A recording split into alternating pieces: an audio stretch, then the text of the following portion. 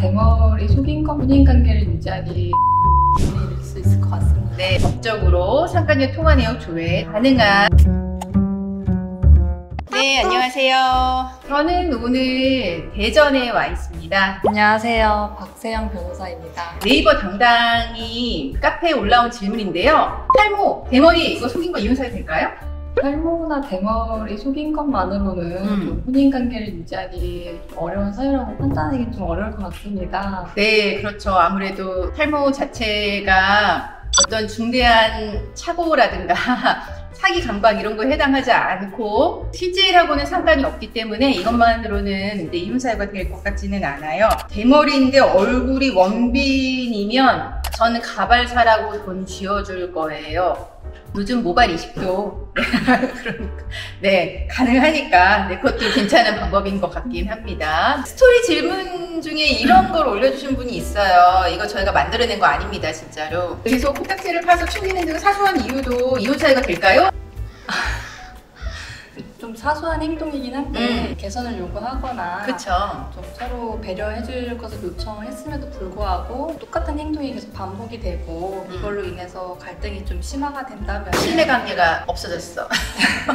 네, 아마 이런 문제들이 발생할 정도면은 결혼 생활에서도 다른 갈등이 충분히 발생할 수 있을 것 같습니다. 아니 이렇게 계속 튕기는 거 하지 말라 그랬는데 계속 하는 사람이 다른 거 하지 말라 그랬는데 안 할 것 같진 않거든요. 계속 갈등이 발생하다 보면은 이제 점차 말씀하신 대로 신뢰관계도 그렇고 애정관계에 있어서도 좀 문제가 있어서 혼인 파탄 사유로 주장할 수 있지 않을까. 혼인 파탄 사유로? 네. 이거의 이유로 한다기보다는 네. 이거로부터 파생돼서 파생돼서 네네, 그렇죠. 갈등이 이제 심화가 그렇죠, 되면은 그렇죠. 이혼에 이를 수 있을 것 같습니다. 방구를 뿡뿡 끼는 것도 마찬가지겠죠?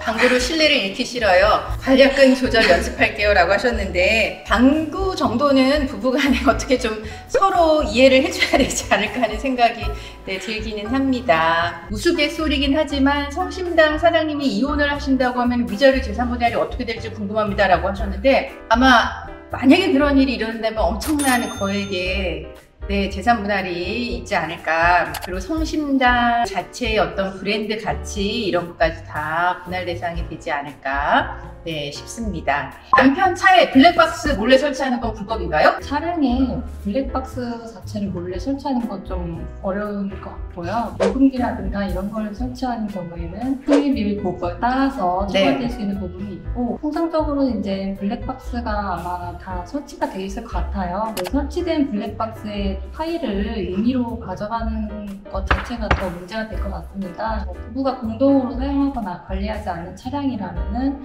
몰래 가져간다면 그것도 처벌 대상이 될 수 있을 것 같습니다. 남편이 상간녀랑 만났다가 지금은 헤어진 상태인데 그래도 상간녀 소송할 수 있냐 이걸 물으신 분이 있어요. 이미 만난 사실은 그 자체가 부정이기 때문에 그 사실에 대해서 안날로부터 3년 이내에 청구하면은 상간녀 소송이 진행이 가능할 것 같습니다. 그래서 이미 헤어진 상태라면은 배우자분께서도 증거 수집이나 이런 부분에 있어서 어느 정도 협조를 해주실 수 있는 부분이 있기 때문에 가능할 거라 생각합니다.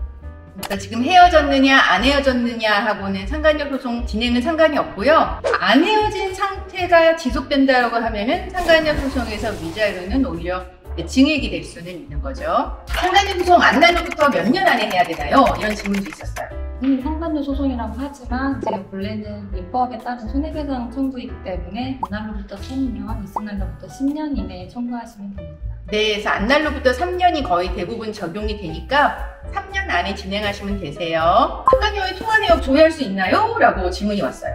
제가 처음에 변호사 생활 시작했을 때는 통화 내역 조회가 가능했습니다. 근데 이제 통화 내역 조회가 안 되는 걸로 바뀌었다가 얼마 전에 이제 대법원 판결이 나오면서 다시 통화 내역 조회가 이제 가능하게 됐는데요. 약간 통신사에 따라서 좀 협조적인 통신사가 있는가 하면 협조적이지 않은 통신사가 있긴 한데 어쨌거나 현재는 이제 법적으로 상간녀 통화 내역 조회 가능한 좀 그런 분위기입니다. 그래서 소송 진행하실 때 그런 부분 생각하시면 될 것 같아요.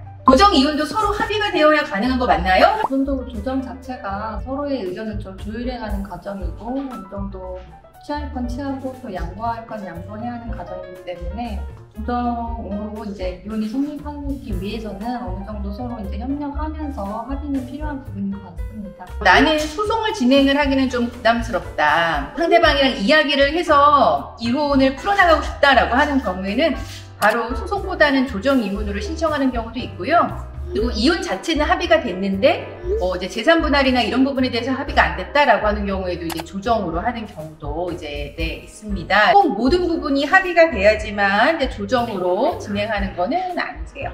조 변호사님 바쁜 포크질을 보니 케이크 더 맛있어 보여요 라고 하셨는데 역대급 먹방을 지금 하고 있는데 맛있습니다. 별거 기간이 오래되면 이혼할 때 유리한가요? 별거 기간이 오래됐다라고 하는 건 파탄됐다는 이야기니까 별거 기간이 오래되면 이혼을 청구하는 사람 입장에서는 좋고요. 이혼을 안 하겠다라고 하는 사람 입장에서는 별거 기간이 오래되면 별로 좋지 않습니다. 그리고 재산 분할과 관련해서는 재산이 상대방한테 있는데 별거 기간이 길어요. 그럼 기여도가 좀 줄어들 수가 있겠죠. 그러니까 그거는 좀 불리하고요. 내가 재산 분할을 줘야 되는 입장인데 별거 기간이 길어요. 그러면은 상대방 기여도가 낮아지니까 이제 유리합니다. 그래서 내가 어떤 입장이냐에 따라서 별거 기간이 오래돼 있는지 짧은지가 유리하게 혹은 이제 불리하게 결정이 될 수가 있습니다. 이혼 소송 중 기여도가 없는 재산인 경우에는 재산 분할이 포함이 되나요? 기여도가 없다. 그게 사실 애매한 말이긴 하죠. 근데 뭐 구입에 돈을 보태지 않았다라고 하는 건데 그래도 일단 혼인 중 형성된 재산이거나 아니면 이제 아마 기여도가 없다라고 하는 거는 축유 재산도 분할 대상이 되냐 이거를 물으시는 것 같아요. 어떻게 생각하나요? 구매 과정에 있어서 대금을 지급하지 않았다 하더라도